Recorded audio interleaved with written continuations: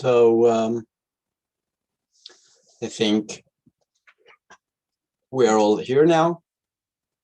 So thank you very much for joining. It's my pleasure to welcome you to today's edition of the International Macro History Online Seminar organized by the Graduate Institute, the Center for Economic Policy Research, and a bunch of other universities and institutions from around the world. My name is Juan Flores from the University of Geneva, and I will be chairing this session. We are very happy for having today's speaker, Amory Gethin, who is a PhD candidate at the Paris School of Economics and a research fellow at the World Inequality Lab, who will be presenting the paper, Why is Europe Less Unequal Than the United States? A paper co-authored with Thomas Blanchett and Lucas Chancel. Please allow me to remind you the rules of engagement. The seminar will run for an hour. The speaker will have 40 minutes for presentation. If you have any question, please use the Q&A space. Please do not use the chat. If there are any clarification questions, please flag them. Only I will be able to stop the presenter for those clarification questions. After those 40 minutes, we'll move to the Q&A phase. You can write your questions and I will read them for you. Thereafter, there will be another final 15 minutes, if there is a need to, for a less formal discussions. Without further comments, I'll give you the floor. Amory. Okay. Hello. Thank you for inviting me. I'll just share my screen. Up.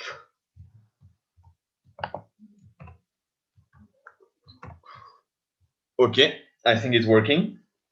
So thank you for inviting me.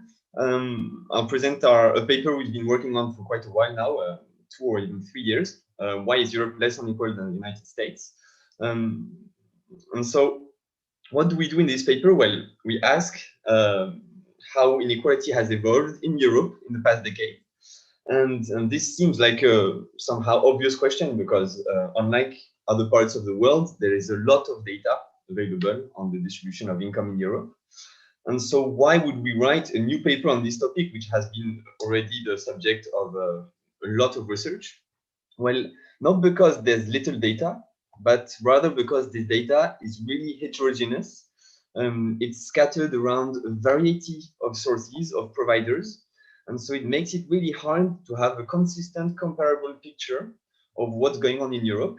It's hard to compare countries between each other. It's hard to aggregate different kinds of indicators across countries to look at regional inequality, for example. And it's also quite hard to tell meaningful stories on inequality in Europe and compare it to other world regions, especially the United States. So for this reason, the literature has struggled to answer some very basic questions, such as, is Europe as a whole, once we account for example, the poor Eastern European countries less unequal than the United States? Is this difference driven by redistribution or by pre-tax income inequality? Is it all about inequalities between countries, which are quite significant in Europe? Or is it driven by inequalities within countries? And finally, and perhaps crucially, how has economic growth been distributed in Europe in the past decades? And this is especially crucial given that European countries have engaged in a number of objectives, for example, the Sustainable Development Goals, whose aim is to ensure that the bottom 40% of the distribution grows faster than the average. And this is still an indicator that is very, very hard to properly measure. And I'll explain further why afterwards. So what we do in this paper is we attempt to tackle these various questions by building what we call distributional national accounts for Europe since 1980. So this is part of a broader project which aims at bridging the micro gap between what we know about inequality at the micro level and the macro growth figures for as many countries as possible. So this has been done very well in the United States by Piketty, Saez, and Zuckman. And our objective in this paper is to do it for 38 other European countries, to have very consistent figures on inequality and on redistribution in the long run. So I will first present briefly the conceptual framework of DINA studies of distribution of national accounts, and I will then go to our methodology before presenting briefly some of the main results which emerge from this dataset. So we come from a literature that came that started maybe in the early 2000s with a long run top income share series, first with Piketty and Saez for the United States and for France. And this gave rise to a number of studies on the long run evolution of top income inequality. For example, these two collective books published by Piketty and Atkinson in 2007 and in 2010. And this led to the World Top Income Database, which has now been transformed into the World Inequality Database, available at wid.world. And the objective has been to move from this top income share series, which have several limitations, to more consistent, especially with macroeconomic growth figures. The reason being that tax data is really good to measure inequality, but it usually only covers the top. The concepts can be inconsistent, for example, due to exemptions or to definitions of the taxable base. Concepts are usually not directly comparable. And it does not, of course, take all kinds of redistribution into account.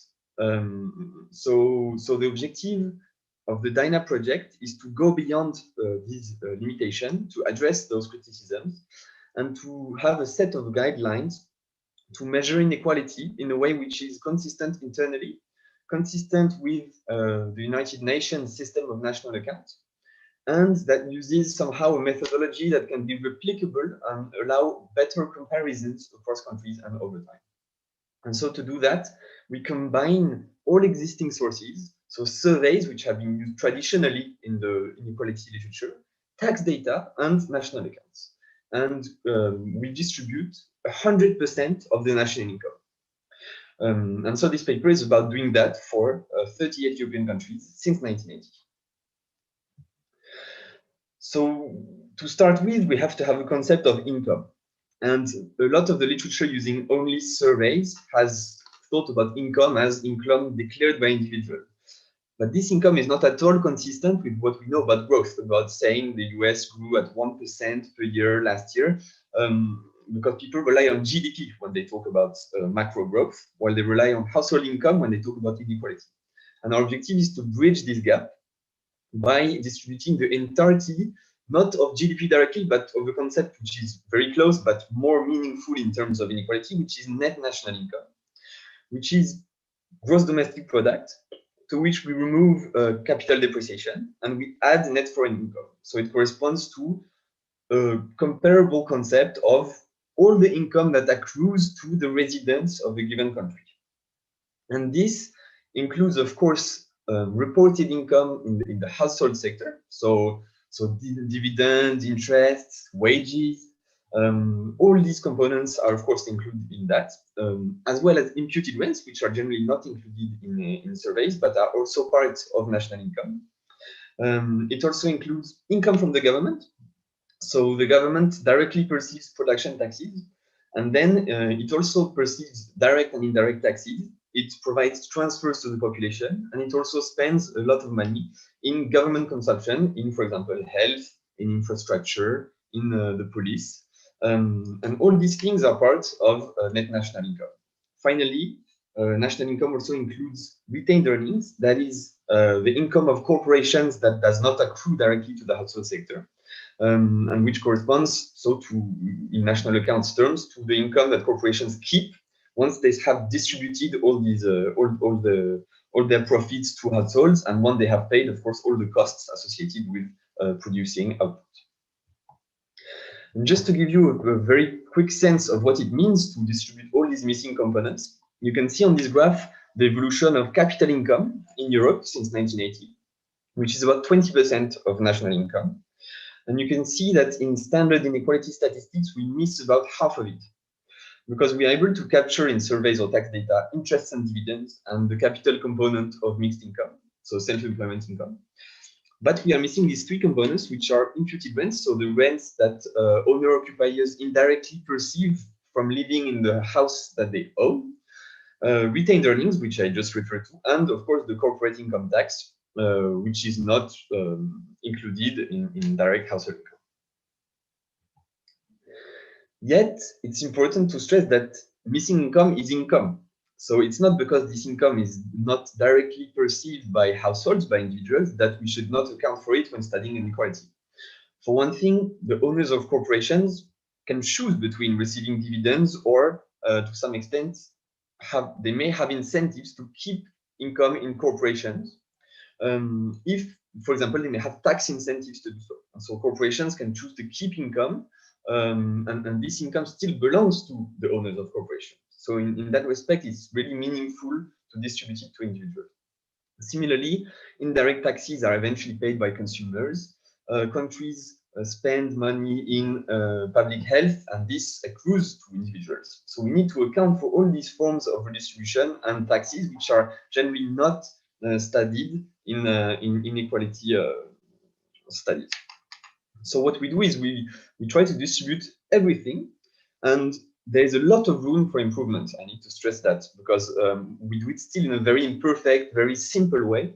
But at least we try to do it in a transparent way, and we still believe that even if there are important limitations in doing so, it's better than not distributing it at all. So in the remaining of the presentation, I'll be talking about two key concepts mostly: pre-tax income and post-tax income. So in the DINA framework, pre-tax income corresponds to all income that arises to the individuals after accounting for the operation of pension and unemployment system. So we do in pre-tax income, we do remove all social contributions or contributory social contributions, and we add all pension and unemployment income.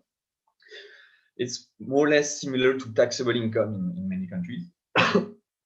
And then when we talk about post-tax income, we talk about removing all the taxes and transfers, direct, indirect, corporate income tax, and adding all forms of government consumption, not only direct cash transfers, but also all these collective expenditures I referred to before. And by definition, these two concepts are exactly equal to net national income. So they are fully consistent with macro growth. So how do we distribute the national income to individuals in Europe? Well, in this paper, we combine 4 kinds of different data sources. First of all, of course, macro data on national income growth and the composition of this national income from a variety of standard sources. Then we have survey microdata to measure some components of household income. So here we have, of course, the EU SILK survey, which has existed since the mid-2000s. So it allows us to cover this last part of our time period. The European Community Households Panel survey, which goes back to the 90s. And then the Luxembourg income study, which allows us for a number of Western European countries to have really good survey microdata since the 80s. So this is a very, very useful source, of course. And then for a number of countries, we simply have nothing at the microdata level before the 2000s. So here we have to rely on survey tabulations, that is simple tables where we see the number of individuals belonging to different income brackets, for example, compiled by the World Income Inequality dataset. And so we use a standard technique, generalized Pareto interpolation, to recover complete distributions to approximate the full distribution based on this tabulation. And then we will combine these surveys with tax data from the World Inequality dataset, which corresponds here to top 10% income shares, top 1% income shares, top 5% income shares, and they have a great advantage is they're usually available on a year-to-year basis. And they are much more granular in their ability to capture the very top, and it's dynamic in the long run. And so we complement the available data on with World with also a number of new sources that we collected ourselves, for example, from Iceland, East Germany, we have data from Estonia, from Serbia. So you can see all this in the paper, but we really tried as much as we could to gather together all sources available to better understand inequality in Europe. And then we'll try to combine them in a meaningful way. So as you can see on this map, we can cover most countries in Western Europe with really good data sources, with microdata, with good survey tabulations, and with tax data. France is the best country in the sense that we already have a very high quality DINA series that have been produced by Piketty, Garbanti, and Goupil-Lebré. Using tax microdata and combining it with survey microdata, so even in a more meaningful way, in a more precise perhaps way than what we do here. And as you can see, a few countries in Eastern Europe only have surveys, microdata, or even only survey tabulations. So for these, we have to, so the data quality is lower, and the series are accordingly of lower quality, but still we can combine them, I think, in a useful way. So at least three different factors explain why these data sources either yield different results or need to be corrected in various ways to allow us to distribute the national income. The first one has really to do with tax data and survey tabulations, and is conceptual in nature, in the sense that the income concepts in the survey data and in the survey tabulations, as well as the statistical units, so whether you measure individual inequality between individuals, if you use a per capita scale, if you use another complex equivalence scale, for example, the OECD equivalence scales, all these ways of measuring inequality yield to different inequality levels. So we need to somehow harmonize these concepts. Then we need to correct surveys with tax data to have a better measurement of top income, and correct for the standard problem, which is that surveys usually don't capture very well the top end. And finally, we need to add all these missing income components that I listed above to get a better picture of inequality. So what we do, so I'll go very quickly here, but all the details are in the paper, is to harmonize the concepts. We use a machine learning algorithm.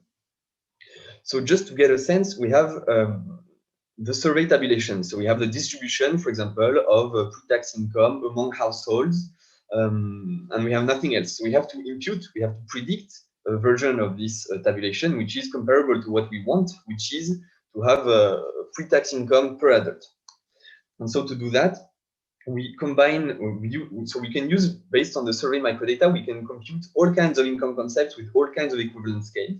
And then we can train a machine learning algorithm to predict different inequality indicators for all these different concepts, and so to make them relate to one another.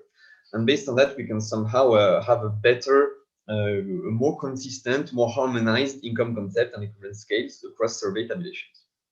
So just to give an example, you see here all the data sources, all the survey data we have for Portugal. So in blue above, we have pre-tax income in our baseline concept, which is equal split adults from EU-SILC. Then we have post-tax income from the same survey. We also have post-tax income only from the European Community Household Panel.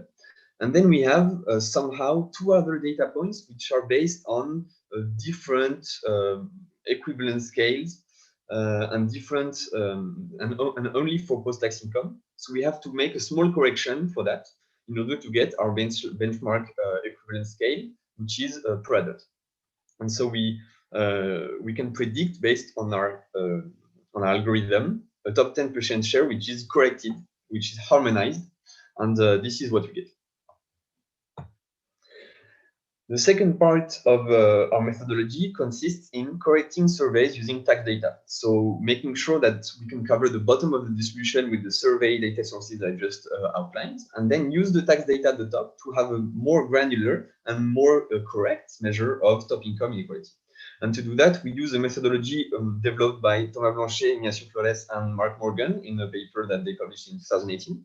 And the idea is to reweight the survey, to correct the survey, using standard calibration techniques routinely used by statistical institutes to better capture the top end and to make sure that the survey is consistent, the corrected survey is consistent with the tax data.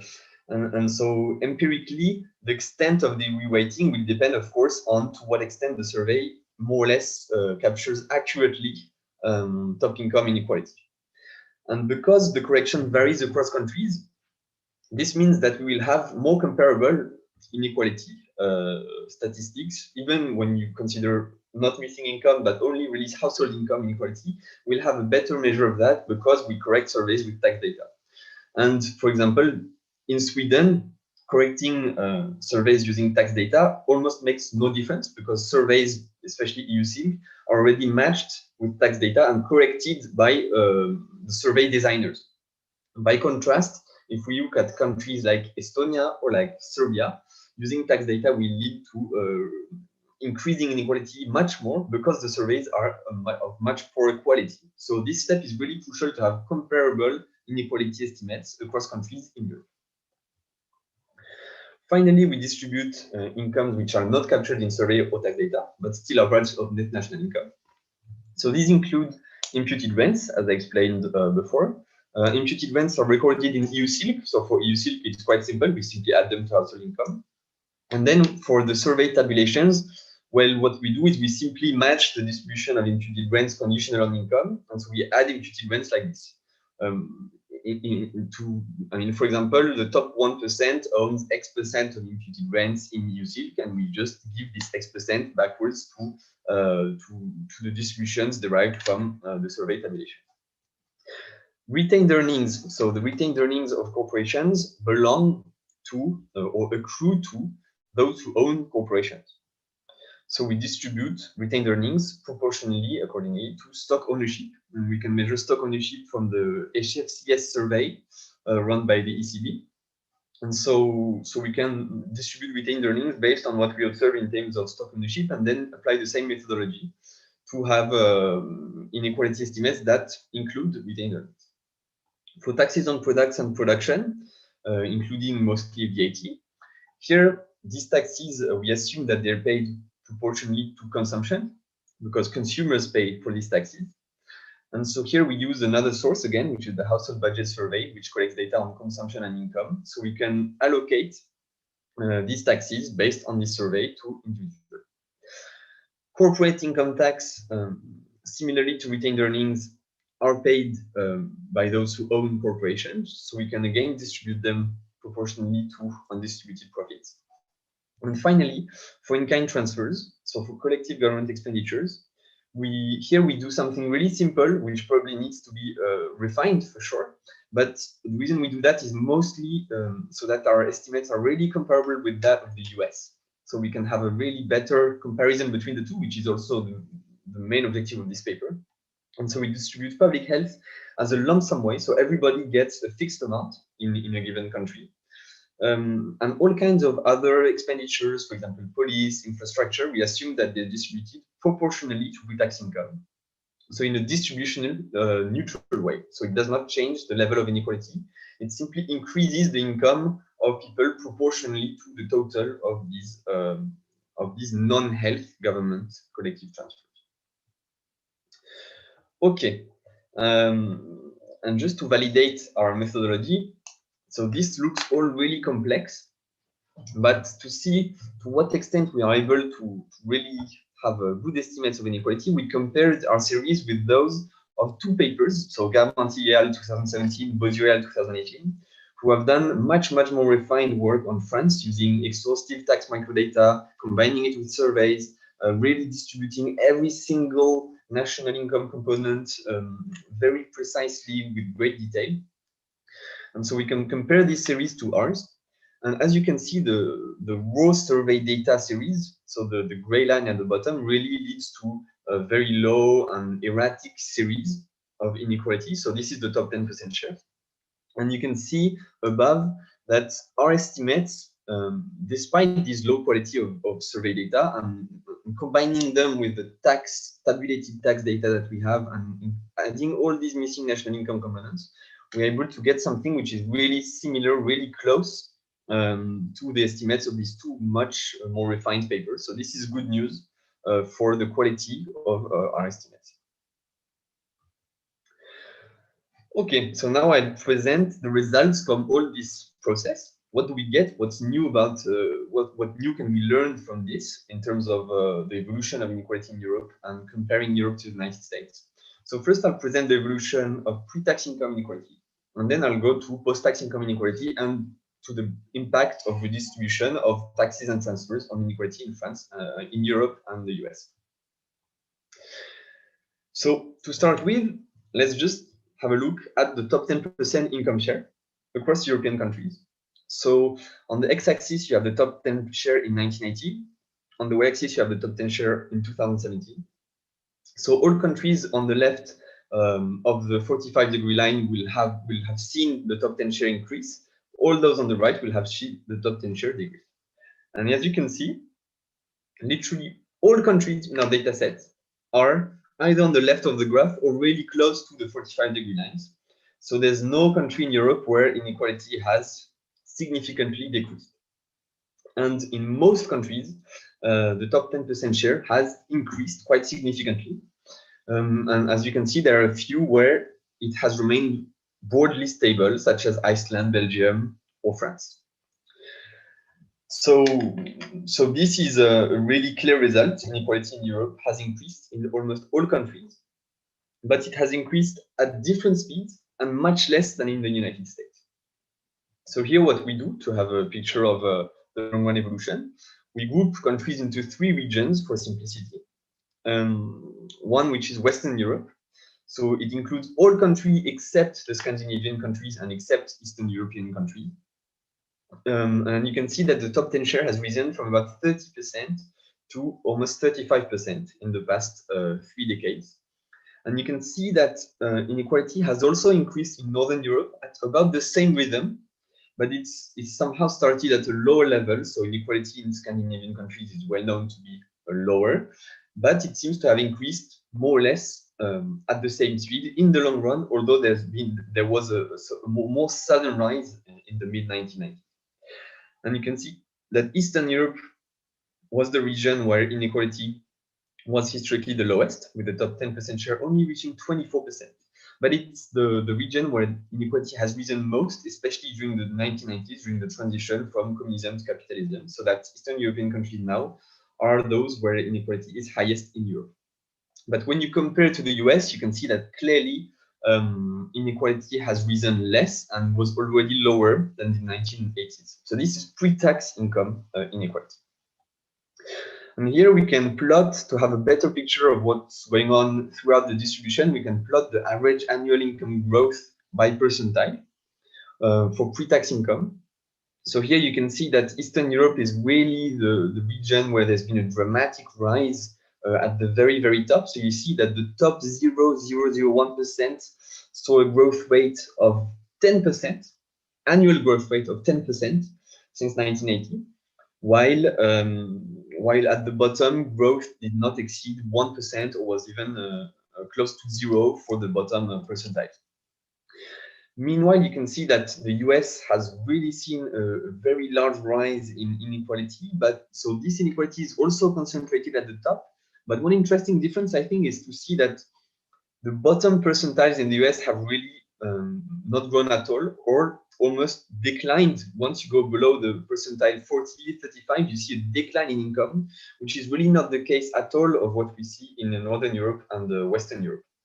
So that's one crucial difference. The bottom in the US did not grow, while it somehow did, although at a very low level and less fast than the very top in Western Europe and Northern Europe.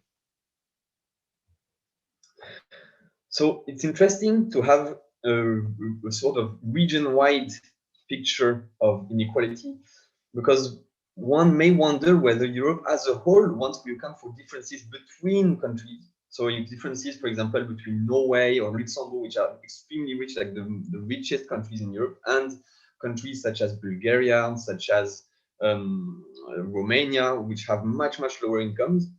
So one may believe that this will lead to different results, because above I was just showing an average across countries, but once we account for the region-wide inequality, maybe you might think that inequality in Europe would be much higher and reach almost, or maybe be even higher than that observed in the US.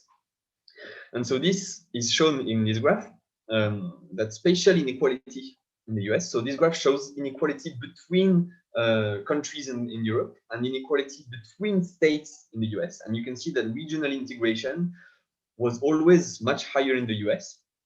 So the top 10 states earned about 50% more than the bottom 50% states in 2017, while in Europe, top 10% countries earned almost 3 times more than bottom 50% countries. And this has remained really stable. This gap has remained quite stable in the past decades. So there's no really sign of strong convergence in the long run in the two regions, but in the US, spatial inequality is much lower. Yet this really is not sufficient to lead to Europe being more unequal as a whole than the US. So what we do here is we do a tail decomposition of between state and within state inequality in the US and between country and within country inequality in Europe. And you can see that overall inequality in the US has risen much, much more.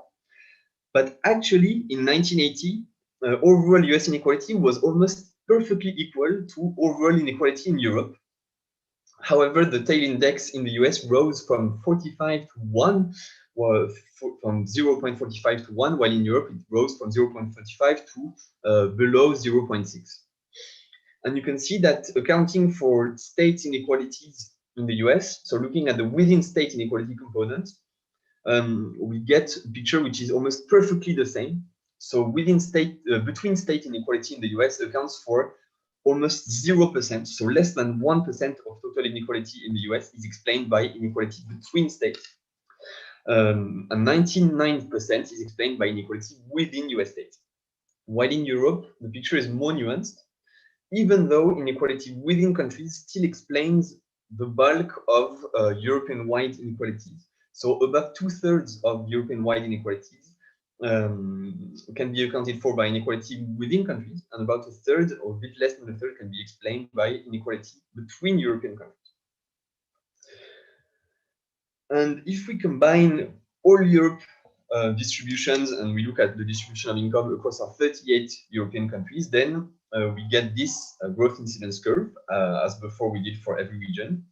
And you can see that clearly there's been a much higher rise in inequality in Europe, in the US, than in Europe as a whole. And essentially, all individuals belonging to the bottom 70% in Europe, all income groups belonging to the bottom 70% saw their income rise more than in the US, while all income groups above the 70th percentile in the US saw the income rise more than in Europe. Okay, so now in the 10 minutes that's remaining, I will present figures on the impact of taxes and transfers on inequality. So the standard idea that people have, and that's really widespread because these are the statistics published by standard sources such as the OECD or Eurostat, is that inequality in Europe is lower because of redistribution.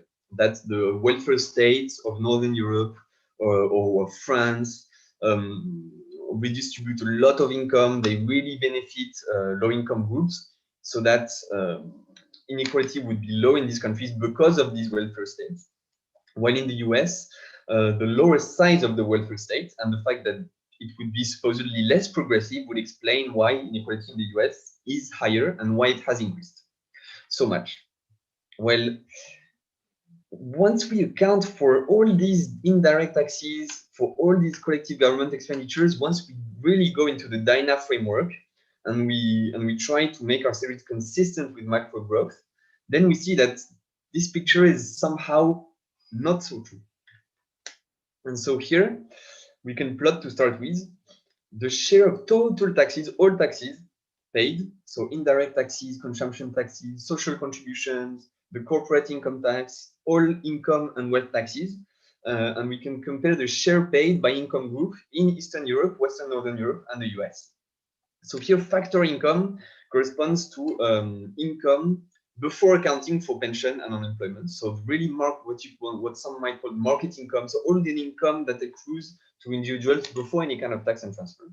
And you can see that the tax system in Western and Northern Europe is essentially a big flat tax. And in Eastern Europe, it's even regressive at the top, so that the top 1% pays less tax as a fraction of factor income than the bottom 90%. While in the US, it's also somehow a flat tax, but for the top 1%, it rises a little bit. So it's at a lower level. US taxation is lower, but it's not less progressive. And if you look at the same thing in a somehow complementary way, and if you look at pre-tax income now, so once we have deducted pension contributions and unemployment contributions, and we add pension income and unemployment income, we get pre-tax income. And we can then see what fraction of pre-tax income is paid in taxes in these various regions. So excluding social contributions, except non-contributory social contributions, such as the CSG in France, so contributions which are not directly financing pension and unemployment in a balanced way, let's say. And here you see that the picture becomes a bit progressive in Western and Northern Europe. So taxes are slightly progressive. In Eastern Europe, it's still really a big flat tax. And in the US, it's quite substantially progressive in the sense that the second decile pays 15% in taxes, while the top 1% pays above 30%. So again, taxes are lower in the US, but they are not less progressive. And if anything, they are more progressive than in Europe. Now, if we turn to transfers and we look at total, oh, sorry, the title has a mistake here. If we look at total transfers received as a share of post-tax national income, then we see again something not so clear. So you can see that transfers are higher in Eastern Europe and in Western and Northern Europe than in the US. So for example, the first decile, about 70% of the first decile's income comes from transfers. So here we account for all transfers again, for health, for collective government expenditures, for pensions, for unemployment and disability benefits, for family and assistance, cash transfers.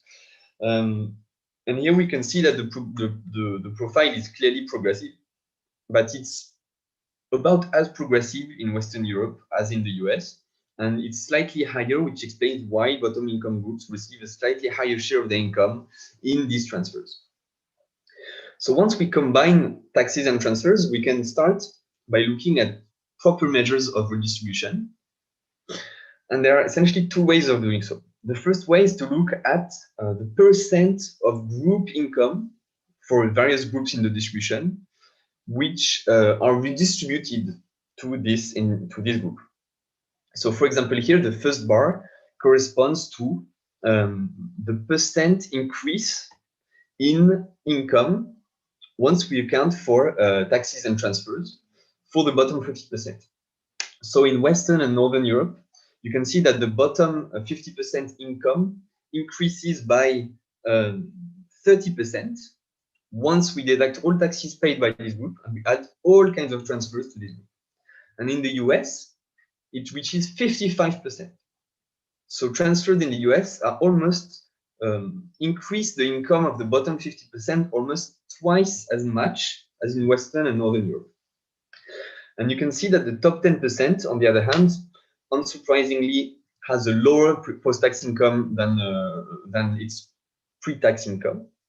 But this gap is about the same in Europe and the US, so that the redistribution at the top seems to be about the same in the two regions. Another way of looking at this is to think, well, the reason why in the US the increase in the bottom 50% income is so high is because its pre-tax income is so low.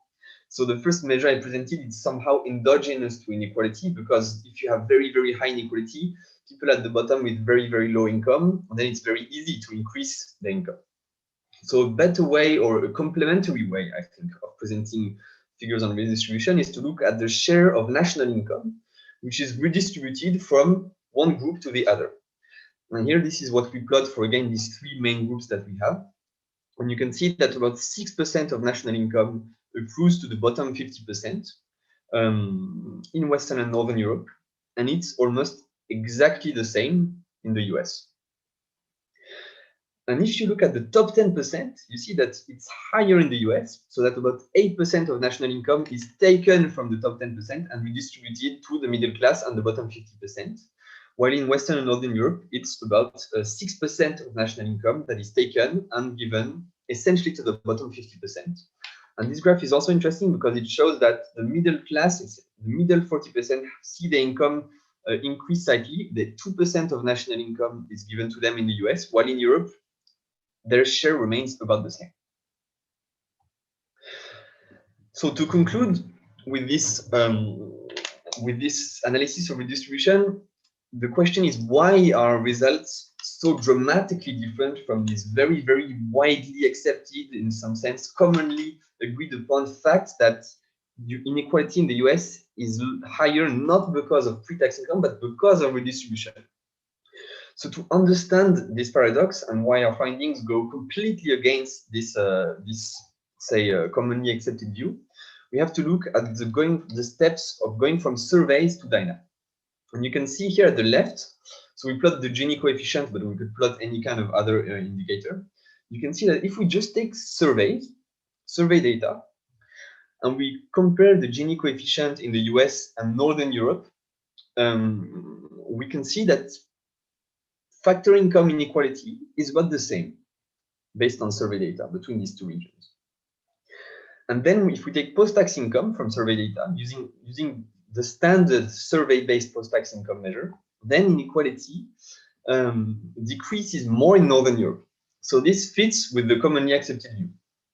So it does not come from nowhere, obviously. The commonly accepted view comes from survey data.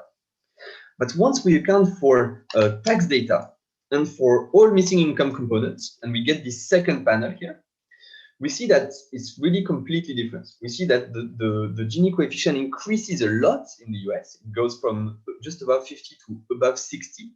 And this is mainly because the CPS, which is the commonly used survey in the US, massively underestimates top income inequality. So that once we combine surveys with tax data in the US, it leads to massively increasing inequality, which is the more consistent, which is the closer to the truth of what we know of inequality in the US. While in Northern Europe, it actually decreases very slightly for various reasons, such as imputed rents that I presented above, which are mostly held by the middle class. So imputed rents, allocating them to individuals leads to lowering a bit inequality. And then you can see that redistribution still is a bit higher in Northern EU, but the gap now between US and Europe appears to be at least accounted for, at least half of it can be accounted for by pre-tax inequality rather than by redistribution.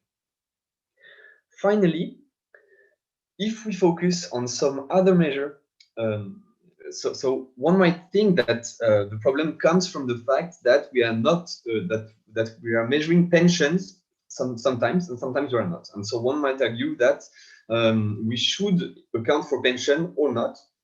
And so to kind of forget about this issue temporarily, and at least account for this bias, the fact that pension system in the US is very different than in Europe, one can look at individuals aged between 20 and 64 in the third panel.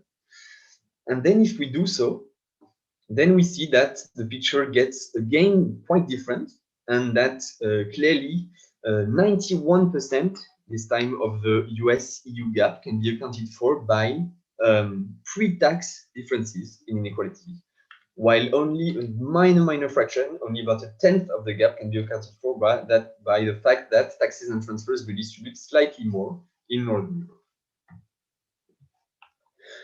So to conclude, what we do in this paper is, above all, to create a new big data set on inequality, pre-tax, factor income, post-tax income across the entire distribution for all European countries since 1980. And all our codes and data sources, all this is publicly available online on wit.world. We find that inequality has increased in all European countries, but the EU still remains much more equal than the United States. It has remained so since the 1980s, and inequality has risen less in Europe than in the US. And importantly, we question this somehow commonly held view according to which the EU-US gap in inequality could be explained by pre-distribution, that is pre-tax income inequality, rather than redistribution. And this calls, in our view, for renewed attention to policies reducing income before taxes and transfers, so reducing market income inequality, such as, for example, education, such as minimum wages. Although we should stress that the tax system may also affect the distribution of pre-tax income. So this is something we cannot account for directly, but one may believe, for example, that higher top income marginal tax rates will lead to lower pre-tax inequality because for reasons, for example, of bargaining, of incentives, if you have very high marginal tax rates, then there is no point in being paid extremely high levels of income, as it is the case in the US today. Thank you. Thank you very much, Amory. So for those of you who have any questions, you may write them now in the Q&A chat. So I will profit from my privileged position and start with the first question while we wait for other questions. And I have a particular question regarding the classification of the countries that you use to see the evolution of inequality in Europe. And I was struck when I saw this pre-tax income share of the top 10% and the evolution in time. So if I see how that's evolved for the US, it kind of increases after the subprime crisis, right? Yeah, it increases for the US, while if you see how that evolution takes place in Europe, it kind of stabilizes. And I was wondering if you just took the countries from Southern Europe, whether you would have different results, or how do we explain that stabilization? Yes, we do have, of course, we have series by country. So you're right, it's really one big difference between, I think, the US and Europe. The fact that the subprime crisis led to a strong decline in top incomes in many European countries, while in the US, it continued to rise somehow uninterruptedly. It's not exclusive to Southern European countries. And it actually varies a lot across countries, even within Southern Europe. For instance, inequality has really declined a lot since the crisis in Portugal, while it has really remained quite stable and has even risen at the very top in Spain. In Italy also, it has declined. As we saw before in France, it has remained quite stable. In the UK also, it has stabilized. In Denmark, it has risen a lot. So the regional view here is really convenient in a sense, but there's a lot of heterogeneity within regions and across countries, which are interesting. Although the general pattern is really one of stability since the 2008 crisis. Okay. I see Rui has a question. Rui, do you want to ask it yourself? Yes, thank you. Thanks, Anne-Marie. This is this is a huge amount of work and very welcome. And of course, I assume everyone is struck by your conclusions that the source of the difference in measured inequality doesn't have to do with a more aggressive or more ambitious redistribution system in the EU. So let me offer perhaps a half-baked attempt at commenting on that. So this distribution national accounts are very welcome, but they just remind me of an older literature on generational accounting that was had a brief moment in the mid 1980s, and this was the idea or an attempt to distribute tax and transfers across generations. So not only across individuals currently living, but also the future generations. Right. So there was some debate on sustainability of government budgets and so on. But one of the things that those authors back then, Alan Auerbach and co-authors, tried to do very precisely was to distribute government consumption by those who actually benefited from it. Whereas you just say that for simplicity and comparability, you just use proportionality, right? So you assume that government consumption is loaded back to the whole income distribution proportionally to income. And I am guessing that must not be true, in particular in the US. And since market income distribution is so much more skewed in the US, you're effectively imputing probably too much post-tax income to the top 10% or the top X% of the distribution, such that then when you go around and measure your redistribution, you might get it biased. Right, so because you're imputing way too much post-tax income to the higher income bracket. So I guess what I'm asking is, why do you do that, right? There must be, perhaps you can do that for the US or France, and you can't do that for other economies. But as robustness, perhaps it would be interesting to see what the results would be if you do it properly or just proportionally. Sorry, that was too long. No, I agree. I think the biggest challenge is really that, is to distribute collective government expenditures, whether health, education, police. This is really something extremely complicated. And so in DINA studies, what we do is we try polar cases. So the two polar cases that generally we compare is one in which we distribute all collective government transfers in a lump sum way. So this really radically reduces inequality because you're giving a lump sum to a non-equal distribution. So it really dramatically decreases inequality. And the polar case is distributing everything proportionally to pre-tax income, which leaves the distribution unchanged, as I explained before. And in the paper, we compare these two polar cases between the US and Europe. So the conclusion that the US is still more unequal than Europe holds to all these kinds of alternatives. When it comes to redistribution, you're right that inequality in the US, because it's higher, when we distribute proportionally to pre-tax income a bulk of collective expenditures, we're assuming that it's very unequally distributed in the US compared to Europe. For example, I don't know, police. So we're assuming that it's more unequally distributed in the US, in a sense, than in Europe. So if we were to somehow maybe do it in a more refined way and get some allocation of these components, which would be closest between the two regions, then my guess would be that redistribution in the US would then be even higher than what we find. So supposedly this would lead to furthering our conclusion that everything is about pre-tax inequality rather than post-tax inequality. But I believe this is a big gap. I'm sorry, I didn't get that, right?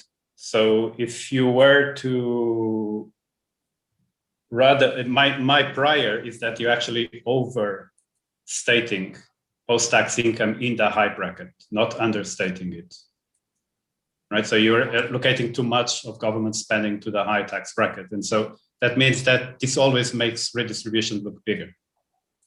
No, because if we distribute proportionally, this does not change inequality by definition.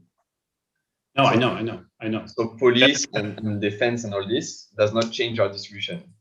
Right, but if you were to distribute it non-proportionally, say if police essentially, well, caricature, right? If police in the US are essentially guarding the houses of the rich, that would be more than proportional, right? And in that case, your tax rates would go the other way. But this, I mean, it's possible, but it would be a quite radical assumption. I mean, generally, studies trying to distribute at a local level these spendings, they generally find that this kind of spending is less unequal than income. So it would be, I mean, when we distribute proportionally, it's the opposite of lump sum. So when we change, we don't change the distribution, but we still assume, for example, if the top 10 share in the US is 40, then we assume that 40% of police spending goes to the top 10, which is unequal. It means that the police spending is very unequal and really benefits the top 10. And I suggest we move on because we have some other questions, if that's okay. So there is one question regarding the UK. So where is the UK? Is it more like the US or rather than Europe? And the second question regarding the category consumption and income taxes. What is included in indirect taxes, and what is its share compared to consumption taxes, and if there is a lot of variation by country. So regarding the first question, the UK, pre-tax inequality in the UK is one of the highest in Europe, but it's nothing close to the US in the sense that it's much closer to France or Germany than to the US. And post-tax income inequality in the UK actually appears to be quite similar to countries like France, especially at the top, especially when you look at the top. So just as it's commonly assumed that the US is much less, redistributes much less than Europe, and we find the opposite, it's a bit the same with the UK. In the end, the UK tax and transfer system appears to be quite progressive. And inequality in the US or in the UK, it has also plateaued since 2008, and it has even declined a bit when we look at post-tax income inequality. Regarding consumption taxes, the bulk of it is really VAT. And in the US, it's all these kinds of indirect excise taxes and consumption taxes, which are set at the state level. So this is the size of the Zuckman paper where they distribute it really in a quite refined way by state, if I remember well. But the bulk of it, yes, is VAT. I don't have the exact figures in mind of how it varies a lot across countries, but I think we do have this in the appendix. Okay, thank you very much. There is another question. If differences are explained by pre-distribution, then isn't there some role here for heterogeneity in capital gain taxation rates? People will sell assets when capital gain tax rates are low, thus making cap gains, which then will show up in your fiscal incomes data for the top and still be in a sense market income. So here's capital gain tax rates. So capital gains are not part of national income, and capital gains are not part of our series. So this is something that's in the UNSNA. I mean, capital gains are not part of growth. They're not part of the national income. So when we talk about our tax data, we exclude capital gains from the tax data. So the top shares we have are excluding capital gains. But they do account, as I said, for retained earnings, which are the earnings kept in corporations, and which often you can say in a sense that capital gains are a sort of delayed one-off realization of these earnings that supposedly should eventually lead to appreciation of stocks. And then when shares are sold, they generate capital gains. Whether capital gains taxes could reduce inequalities, I mean, yes, obviously, but we should not forget that taxes on capital also includes the corporate income tax, which is paid by those who own corporations, and which usually represents much higher levels of taxation. And so this is really where the taxation of capital income works, and this is really where it redistributes a lot.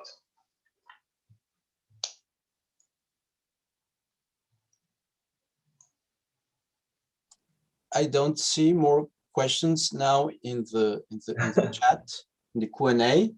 So let me thank you, Amory, for this fascinating talk.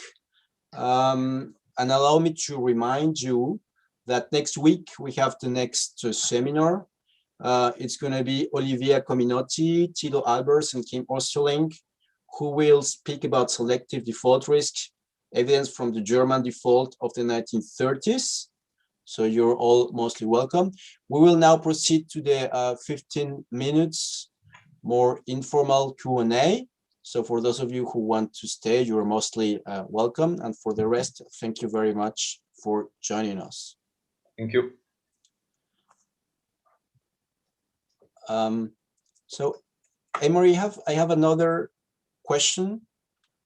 And at the last part of the paper, you have an interesting discussion regarding health payments and educational transfers, which you seem to include, you know, as a post-tax. But you kind of suggest that they should also be including the pre-tax distribution of income. And I was wondering whether there was one way to capture that with the data sets that you have.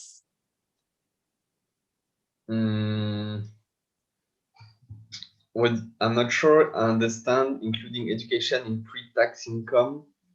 I think our point was more general to say that education spending, of course, affects post-tax income because the government spends on education, but it also indirectly affects pre-tax income through, of course, human capital, etc. So, I mean, this is the trick, the problem with, in a sense, the limitation of what we do. We have a very accounting approach to all these transfers. While, as I mentioned before, taxes and taxes, especially progressive taxes, can have an impact on pre-tax income through behavioral responses. So we would assume it would be the same with education, that it must have a lot of impact on the distribution of pre-tax income in the long run. But education spending is really part of post-tax income because it's not part of national income as a separate income generating process. Mm-hmm. Thank you very much. Ray, do you want to proceed with the discussion that you had with Amory, or do you think now it's relatively clear?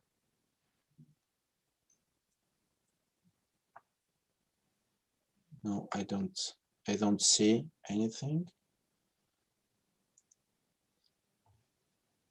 So if there is no other further question, I will end this seminar. So Amory, again, thank you very much. It was a fascinating and provocative paper in a sense. So thank you all. Thank you very much. It was a great pleasure presenting. Have a nice day, evening, afternoon. Thank you. Thank you. You too. Good evening.